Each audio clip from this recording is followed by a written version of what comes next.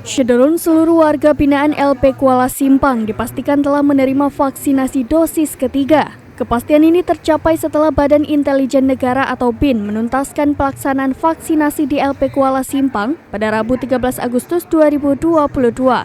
Kapolda BIN Aceh Tamiang Muhammad Iqbal mengatakan, vaksinasi ini bertujuan memberikan hak bagi perlindungan warga binaan dari ancaman ledakan baru COVID-19. Warga binaan merupakan kelompok paling rentan terpapar virus, mengingat tingginya intensitas interaksi antar sesama dan petugas. Iqbal menambahkan ke depan pelaksanaan vaksin akan dilakukan dari pintu ke pintu yang menyasar warga terpencil, terdalam, terluar, dan terjauh atau 4T. Kepala Lapas Kelas 2B Kuala Simpang Atma Wijaya melalui Kasih Kamtib Rizal berterima kasih dan mengapresiasi langkah BIN daerah Aceh Tamiang dalam gelaran vaksinasi.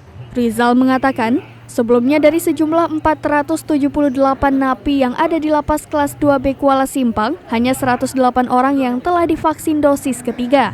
Sehingga hari ini, ia memastikan target 100% vaksin dosis 3 untuk para warga binaan akan tercapai. Hari ini kita melaksanakan vaksinasi lanjutan dari hari Kamis kemarin.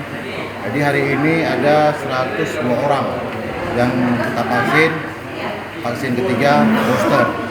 Kita bekerja sama dengan Badan Intelijen Negara yang pos di Aceh Tamiang dan bekerja sama dengan Dinas Kesehatan Aceh Tamiang. Pelaksanaan vaksinnya dilaksanakan oleh Puskesmas Karangbaru.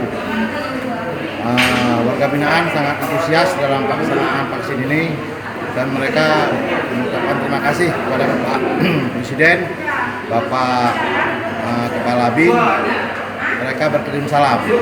Indonesia sehat, Indonesia hebat. Dari Kuala Simpang, Rahmat Wiguna, Serambi On TV.